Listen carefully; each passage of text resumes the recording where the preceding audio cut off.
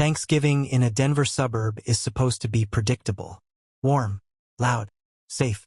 The kind of day where the air smells like roasted turkey and brown sugar, where football hums in the background and someone complains about politics over pie. That's what I thought I was coming home to. Instead, I walked into a crime scene.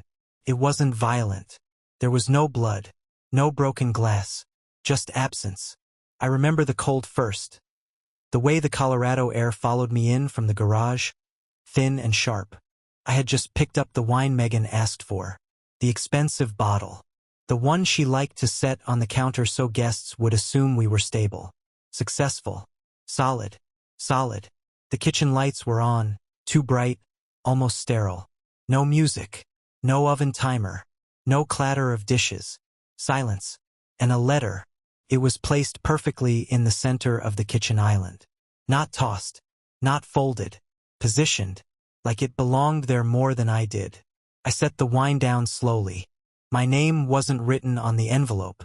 There wasn't even an envelope. Just a single sheet of paper. It's over. The house is sold. Be gone by Friday. 8 words. 8 words to erase 10 years.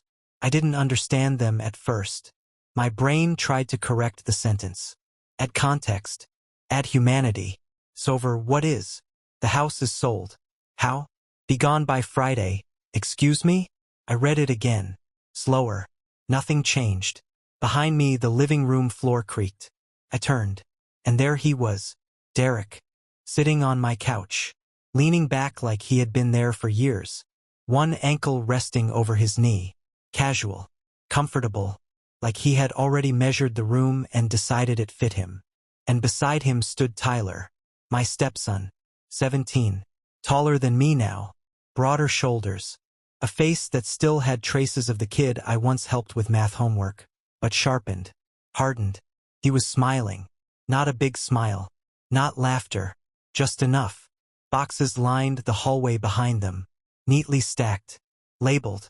The framed photos from the staircase wall were gone. The one of Megan and me at Red Rocks. The one of Tyler holding the keys to the car I bought him on his 16th birthday. Gone. Even the bookshelf I built in the garage one summer, the one Megan said made the house feel real, was half empty. My mug wasn't on the coffee shelf. The chipped navy one Tyler gave me 3 years ago. World's okayest dad. Gone. That was when it hit me. This wasn't a fight. This was a transition. Megan stepped out from the dining room. Calm. Controlled. Distant. She wasn't crying. She wasn't angry. She looked efficient. The paperwork's in motion, she said, folding her arms. This is just easier. Easier. I held up the letter slightly. Easier for who? She didn't answer that. Tyler did. Real men don't overstay their welcome. The words landed softly, almost politely, but they were sharpened beforehand. I could hear it. Derek didn't say anything. He didn't have to. His presence said enough. I stood there in the kitchen I remodeled, the cabinets I repainted, the mortgage I paid. I thought about the last few months. Megan staying late at board meetings. Tyler suddenly distant. Derek appearing more often. First to help with yard work, then to look at the plumbing. Then just there. I thought about the way Tyler started saying my real dad more often, testing the phrase, rolling it around like it tasted better. I paid for his car, insurance, gas, the first semester deposit for college. When his biological father missed child support again, I quietly covered it. Megan didn't even have to ask. I never demanded gratitude. I thought consistency was enough. I thought presence was enough. But presence doesn't compete with blood. And it doesn't compete with resentment. You blindsided me, I said quietly. Megan's eyes flickered. Just for a second. No, she replied. You just didn't see it. That one hurt more than the letter. Because she was right. I had seen it. I just refused to name it. I refused to believe that 10 years of paying bills, showing up to games, staying calm through teenage storms, could be reduced to a logistical inconvenience. Tyler shifted his weight and crossed his arms tighter. The sale closes next week. We need you out before then. Not Mom. I looked at him carefully. This boy I had driven to practice in snowstorms. The one who called me when he got into a minor fender bender because he didn't want his real dad to yell at him. And now he stood beside another man on my couch. Aligned. Strategic. This was planned. Photos removed. Boxes packed. Mug gone. They didn't just want me out. They wanted me erased. I felt something strange in that moment. Not rage. Not heartbreak. Clarity. Like a fog lifting. Because if this was staged, if they could orchestrate this without hesitation, then I had been alone in this house long before tonight. I didn't yell. I didn't throw the wine bottle. I didn't demand explanations that would only be rewritten later to justify them. I flipped the paper over. Blank.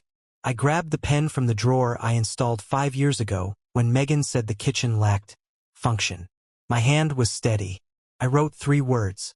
Good luck without me. No exclamation point. No underline. Just ink. I set it back exactly where it had been. Tyler laughed under his breath. That's it. I looked at him. Really looked. I hope he shows up, I said quietly. His smirk faltered. Just slightly. Megan stiffened. Derek shifted for the first time. Then I walked upstairs. My closet was already reorganized. My suits pushed to the side like they were on clearance. The dresser drawers half empty. I packed lightly. Laptop, passport, tax documents, a few changes of clothes. The house felt hollow. Not because it was empty, because I was. When I came back down, Derek was still on my couch. Tyler was sitting in my chair now, testing it. Megan stood by the window, arms crossed, watching me like I was a tenant finishing a lease. No one said stop. No one said sorry. I opened the front door. The cold hit me again. And that was it. No shouting. No scene. By that night, I was in a motel off the highway toward Albuquerque. Peeling paint. Buzzing neon. Thin blankets. I sat on the edge of the bed and stared at my phone. No calls. No messages. They didn't chase. They didn't need to. They thought they had already won. And lying there, staring at a cracked ceiling that didn't belong to me, I finally understood something I had avoided for years. I wasn't removed in a single night. I was phased out. Carefully. Gradually. Replaced while I was still paying for the privilege. And if they believed I could disappear quietly, then maybe they should learn what silence really costs. The motel room smelled like bleach and old carpet. It was the kind of place people pass through, not the kind they arrive at. A single lamp hummed in the corner. The air conditioner rattled like it was choking on dust. Outside, trucks howled down the highway, engines dragging the night behind them. I sat on the edge of the bed and stared at my phone. No missed calls. No messages. 10 years of marriage, 17 years of helping raise her son, and not one attempt to stop me at the door. Not one wait. That told me everything. This hadn't been an emotional detonation. It had been a transaction. Clean. Calculated. Final. I leaned back against the headboard and replayed the last 6 months like surveillance footage. Megan's late meetings.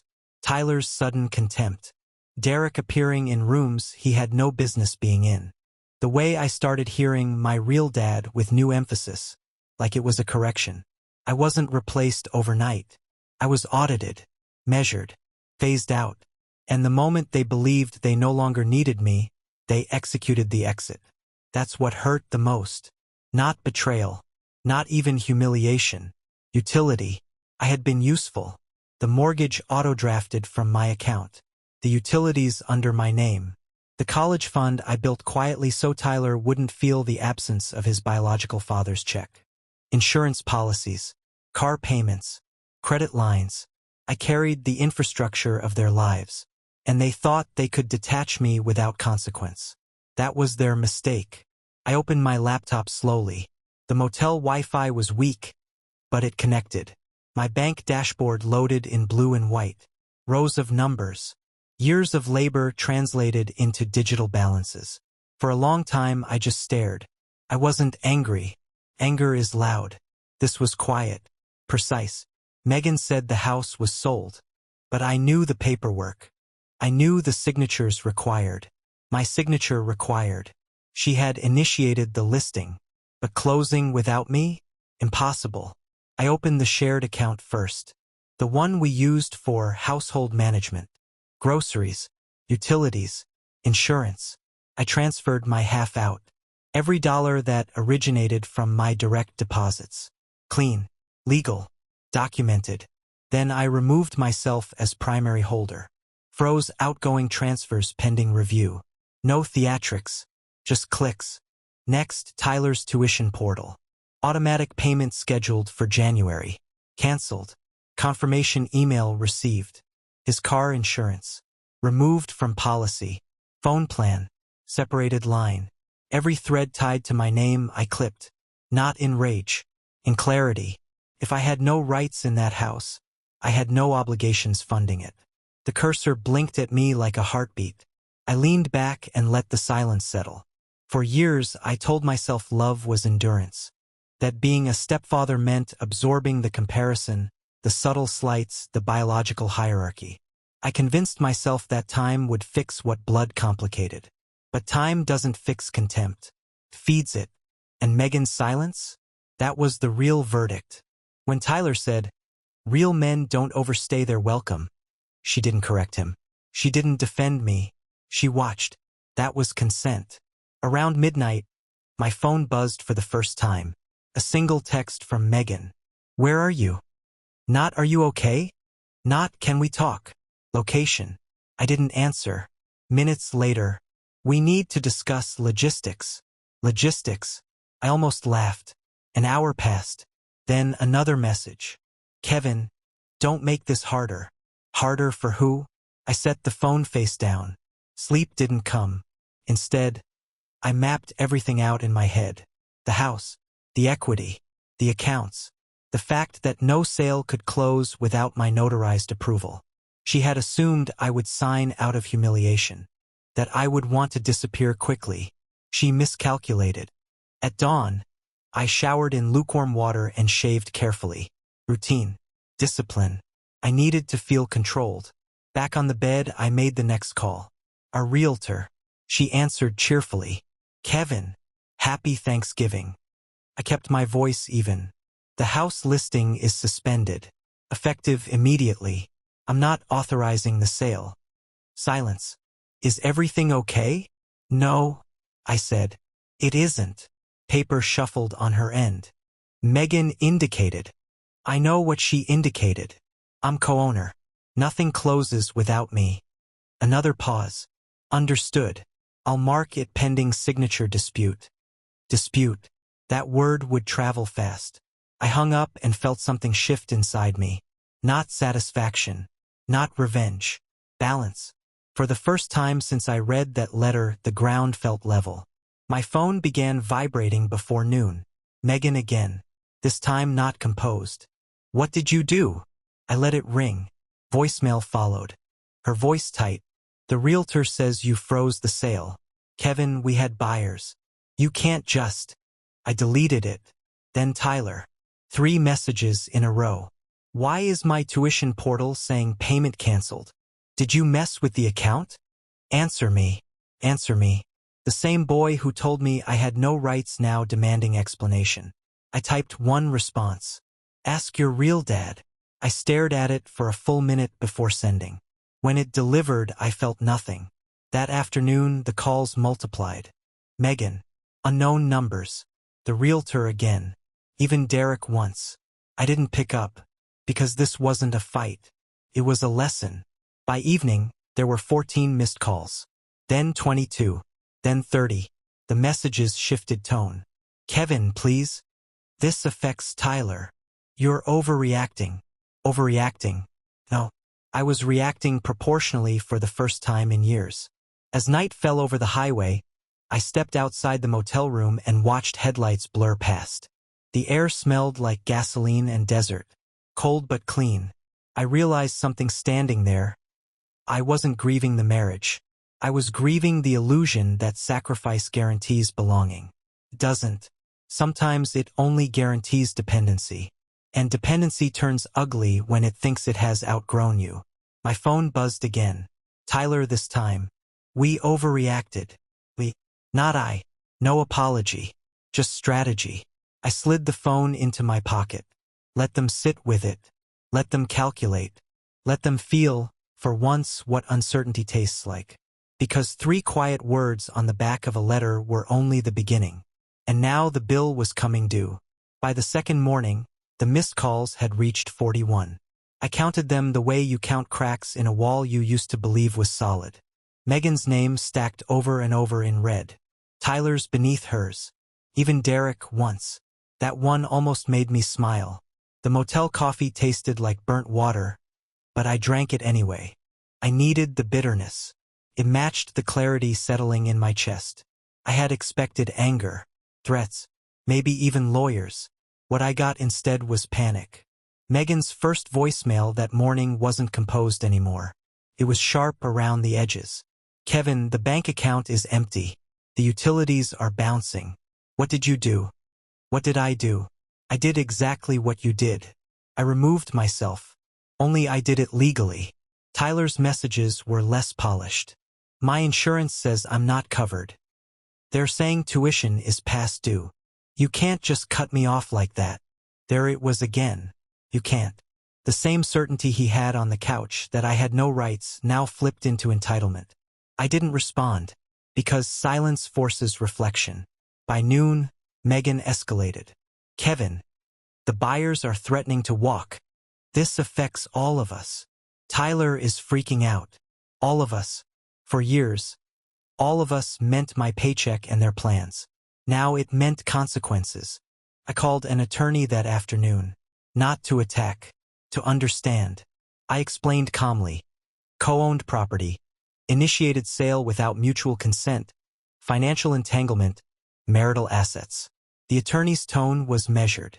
You're within your rights to withhold signature. Any sale requires both parties. As for joint funds, if they originated from your income, transfers are defensible. Document everything. Document everything. I had been documenting for a decade.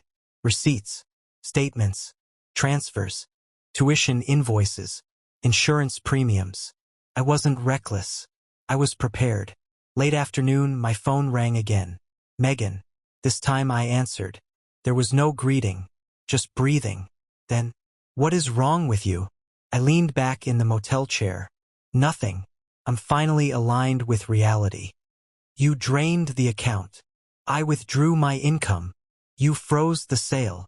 I declined to sign. You're punishing Tyler. No, I said quietly. I'm stepping out of a role I was told I didn't have. Silence. Then softer. Kevin, please. We can talk about this. We had talked for 10 years. About responsibility. About respect. About boundaries. Each time, the conversation ended with me compromising. Tyler said things he didn't mean. He meant them, I replied. You just didn't correct him. Her voice cracked then. Not with sadness. With pressure. The tuition office called. They're threatening to cancel his enrollment. I closed my eyes briefly. I pictured Tyler on that couch. The smirk. The line about real men. Then his real dad should step in, I said. That's not fair. Fair. Was it fair to fund a household where I was a visitor? Fair ended when you handed me an eviction notice in my own kitchen. She didn't respond. The line stayed open, heavy with things neither of us would admit. Finally she whispered, Derek says you're being vindictive. I almost laughed. Derek can say whatever he wants from my couch. The call ended there. That evening, Tyler texted again. I'm about to lose everything. For the first time, the arrogance was gone. No demands. No commands. Just fear. I stared at the message for a long time. Lose everything. Did he understand what everything meant? Everything was the mortgage paid on time. The car in the driveway. The phone in his hand. The tuition deposit that let him brag about college plans. Everything was invisible until it stopped. I typed slowly. You told me I had no place in your life. This is what that looks like. He didn't respond immediately. An hour later, we were angry. You didn't deserve that. Not I'm sorry. Not I was wrong. You didn't deserve that. Passive. Detached. Megan called again after dark. this time crying. Kevin. The electric company posted a shut-off warning. The joint account covered that. I don't have access now. You have Derek, I said. That's not. This isn't about him. It was entirely about him. Tyler is upset, she continued. He said he overreacted. He wants to fix this. Fix? You don't fix a fracture by pretending it didn't snap. You staged my removal, I said quietly. Boxes packed. Photos gone. Mug missing. That wasn't anger. That was a decision. She didn't deny it. Instead she said, we thought you'd fight. There it was. They expected noise. A scene. Something they could label unstable. I'm not fighting, I replied. I'm withdrawing. The word hung between us like smoke. When the call ended, I felt something unfamiliar. Not triumph. Not revenge. Distance. Clean distance. The next morning, my email filled with notifications. Mortgage lender alerting both parties of account changes. Realtor updating listing status to on hold. Pending signature. Insurance company confirming policy modifications. Every institution recognized my name. Every contract required my consent. I wasn't invisible in the systems that mattered. By afternoon, the messages shifted again. Let's meet. Let's negotiate. Tyler is devastated. Devastated. He wasn't devastated when he stood beside Derek. He was confident. Now he was calculating. I packed my few belongings from the motel and drove farther south that evening. Toward Tucson. Toward distance that felt intentional. The desert opened wide and indifferent. As the miles stretched, my phone buzzed again. Tyler. Please. We overreacted. I shouldn't have said that. There it was. Almost. I pulled over at a rest stop and read it twice. 17 years old. Old enough to understand words have weight. Old enough to know loyalty isn't just genetic. I typed one final message before turning the phone face down. Respect isn't something you request when you're desperate. It's something you practice when you're comfortable. I didn't block them. I didn't threaten them. I simply let the silence expand. Because the house wasn't sold. The accounts weren't funded. The future they had choreographed depended on the man they had already removed. And now they were learning the difference between replacement and responsibility. As the sun dropped behind the desert mountains, I understood something with brutal clarity. Sometimes the loudest thing you can do in a family that erases you is nothing at all. Tucson was quiet in a way Denver never was. The desert doesn't beg. It doesn't explain itself. It just exists wide, exposed, unapologetic. I rented a small apartment on the edge of the city. 1 bedroom, bare walls, no history in it, no framed memories waiting to be removed. The first night there, I sat on the floor because I hadn't bought furniture yet. The tile was cool under my palms. The silence wasn't tense. It wasn't expectant. It was clean. My phone still lit up every few hours. Megan's name, Tyler's, sometimes both within minutes of each other, like they were coordinating urgency. But the tone had changed completely. No more accusations. No more outrage. Just need. Kevin, please call me. We can fix this. Tyler hasn't been sleeping. The buyers walked. We're under financial pressure. Under financial pressure. I used to carry that pressure alone. Quietly. Now they felt it. And it sounded like panic. I didn't respond. Because for the first time in years, I wasn't reacting to their emotions. I was observing them. A week passed. I transferred my remote work officially to a new address. Changed billing information. Updated every account tied to my name. Each click felt like removing fingerprints from a crime scene I hadn't committed. The house remained unsold. The mortgage payment reminder came and went. I paid my half directly to the lender. Megan would have to find hers. That was the part she hadn't calculated. I wasn't trying to take the house. I was simply refusing to carry it alone. Tyler called late one night. Not text. Called. I let it ring twice before answering. He didn't speak immediately. I could hear his breathing. Unsteady. Kevin, he said finally. Not Dad. Not anything else. Just my name. Yes. I messed up. There was no script in his voice this time.